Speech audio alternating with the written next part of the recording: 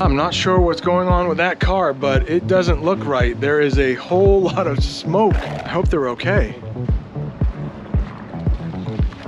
English phrasal verbs. Aren't those things a pain if you are trying to learn English? Well, in today's English lesson, you are going to learn 6 new English phrasal verbs that sound like they might hurt, but I promise you, they don't. And the first English phrasal verb I would like to teach you is punch in. Now, punch, that sounds violent. You ball up your fist like this and you might hit somebody. That's called a punch. But if you punch something in, it's not violent at all. Yeah, and that's what makes phrasal verbs so difficult is, oh, I know the definition for punch. It must have something to do with punch when you say punch in. And not really. You could punch your friend's phone number into your phone. It basically means push buttons. Hey, let me punch in a phone number real quick. I need to call somebody. If you ever work in the United States, you might have to punch in for work. And what that means is that you might have a time card and then you might have to punch in with your time card. A time card is what it sounds like. It's a piece of paper, a card that keeps track of the number of hours you work. And when you leave work, you punch out. And the thing you punch in and out of if you work here in the United States is a time clock.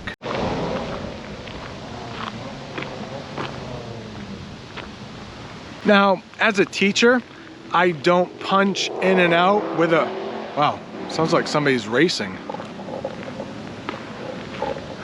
As a teacher, I don't punch in and out with a time clock. I'm what's called salary. Basically, salary is you get paid the same amount of money every week, no matter if you work 5 hours or 30 hours, you still make the same amount of money.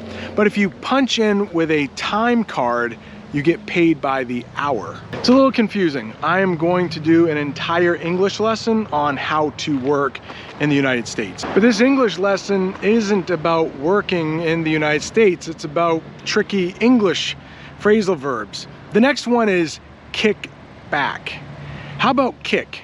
Do you know that verb? You probably do. I just did a kicking motion with my foot. Yes, I am wearing dad shoes today. But if you kick back, it's definitely not violent at all. And in fact, it's probably the opposite. It's when you relax. Maybe after a long day at work, you just decide to kick back. That means relax. I don't know what you do to relax. Please put it in the comments. What do you like to do when you relax? But for me, it might be to sit down in my favorite chair, a recliner, and just watch TV, watch YouTube, come up with new English lessons. That's what I like to do when I kick back after a long day of work. The next English phrasal verb that sounds violent or like it hurts, but it isn't, is to crack down. Let's talk about the word crack. It's usually a noun and it means something that's broken but not all the way broken. Like you could crack a mirror. It means like it's sort of starting to break, but it isn't broken all the way yet. How about an earthquake? Do you know what an earthquake is? It's when the earth literally shakes and buildings might fall. Well, sometimes the earth cracks during an earthquake, like a big hole breaks in. A truck is distracting me. All right, focus, crack down. So those are cracks, but when you crack down on something, it means you try to stop it from happening. Now, there are a lot of people that are speeding on that road just down there. I'm not sure if you can see it, but if the police want to crack down on people going fast on that road, well, what they could do is patrol that road more often. Have more police cars on that road to watch for people who are speeding. And it sounds right now, sounds like there's some sirens in the distance. Maybe they are cracking down on the people that are speeding.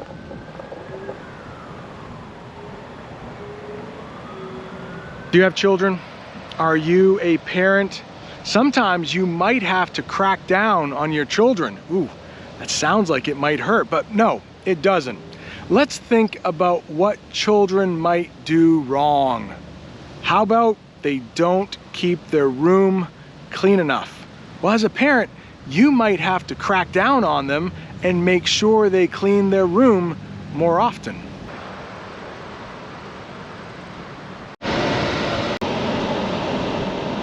I thought, let's take a little drive and then discuss more English phrasal verbs. There's actually a cornfield right across the street. Maybe there won't be as many cars racing up and down the street. Maybe a little quieter here to talk about the next one. The next one is cough up. Now, if you know the word cough in English, it's like that's a cough. But guess what? The English phrasal verb has nothing to do with coughing.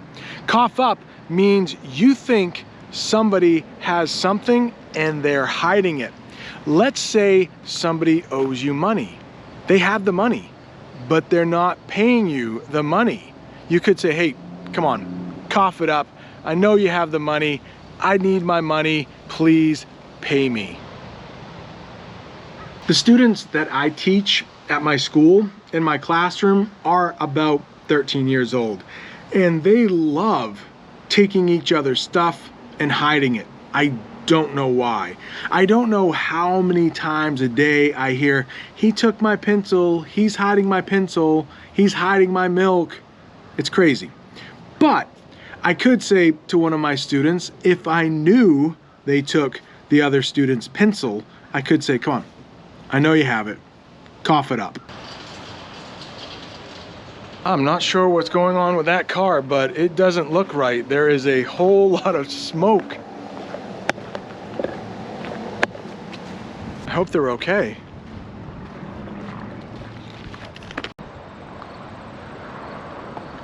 All right, I'm gonna go check on that person and then we'll get back to the English lesson. Wow, it doesn't smell good. It looks like they have a cell phone, and right over there is a place that sells cars. So he's actually in a good spot right there. All right, let's get back to the English lesson. Guess what? It looks like a fire truck is trying to follow that car. Here it comes.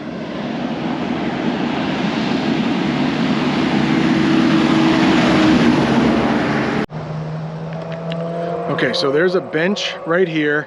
I am going to bump into this bench. Like, I actually hit that. Our next English phrasal verb is bump into, but it doesn't mean to actually hit anything. So many loud cars. It doesn't mean to actually hit anything. You might bump into a friend at the store. You don't actually hit them. It just means you didn't expect to see them, but then you saw them. You bumped into them. Oh, there is so much activity around here. That's an ambulance. Not sure why. But you could bump into a friend you weren't expecting to see at the store. Hey, oh my gosh, I didn't know I would be seeing you here. It is so nice that we bumped into each other. Now, they didn't hit each other. They didn't touch each other. They just saw each other when they didn't think they would be meeting each other. that day. The opposite of bump into someone is to meet them. That means you call that person before, or you text them and say, hey, let's be at this place at the same time. Like, I will meet you at the restaurant at 7 o'clock tonight. We also use the English phrasal verb run into. It means the same exact thing as bump into. Maybe you go to a restaurant, your friend is there, you didn't know that they were going to be there. You can say, oh, it's so nice running into you here at this restaurant. I didn't plan on seeing you here. Those are 6 English phrasal verbs that sound like they hurt, but they don't. If you're looking for more English phrasal verbs to sound more like a native English speaker, right up there, I did a few more about food.